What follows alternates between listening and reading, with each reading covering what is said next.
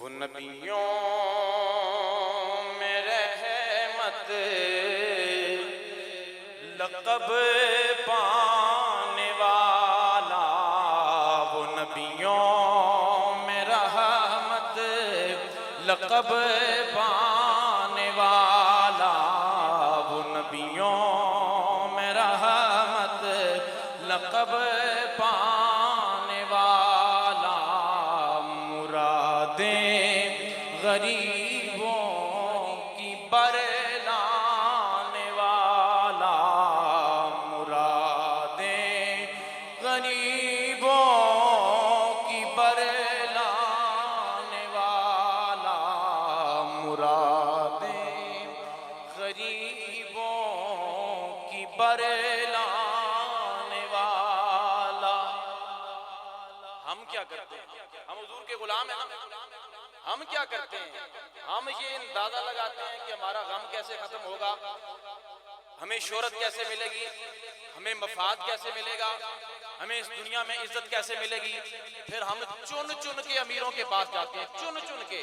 اس کو چھوڑو، یہ غریب آدمی، اس کو پوچھتا ہی نہیں ہے۔ ہم غلام ہیں، ہمارا یہ حال ہے۔ ذرا اپنے امام کی شان سنو، ہمارا آقا، ہمارا مولا، اس کی شان کیا ہے؟ حالی کہتے ہیں مصیبت میں غیروں کے کام آنے والا، مصیبت میں غیروں کے کام آنے والا، وہ اپنے پرائے کا غم کھانے والا، وہ اپنے پرائے کا غم کھانے والا، وہ اپنے پرائے کا غم کھانے والا، وہ اپنے پرائے۔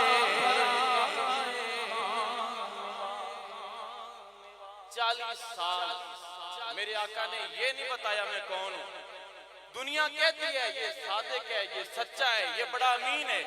کافر ہو کر میرے نبی کے پاس اپنی امانتیں رکھوایا کرتے تھے، اور انہیں یقین تھا کہ یہ کبھی جھوٹ نہیں بولتا، لیکن دنیا والوں کے سامنے میرے نبی نے اظہار نہیں فرمایا میں کون ہوں۔ سرکار کا معمول کیا تھا؟ مکہ سے 3 میل دور غار حرا میں میرے آقا جاتے اللہ کی عبادت میں مشغول ہو جاتے۔ یہ معمول رہا۔ پھر جب حکم ہوا اعلان توحید کا، اعلان رسالت کا، تو پھر میرے آقا کھل کر قریش مکہ کے سامنے آئے۔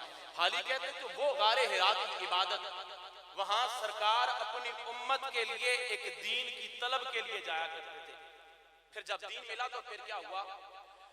اتر کر حرا سے سوئے قوم آیا، اتر کر حرا سے سوئے قوم آیا، اور ایک نسخہ کیمیا ساتھ لایا، اور ایک نسخہ کیمیا ساتھ لایا۔ مل کے پڑھے وہ نبیوں میں رحمت لقب پانے والا، مرادیں غریبوں کی بر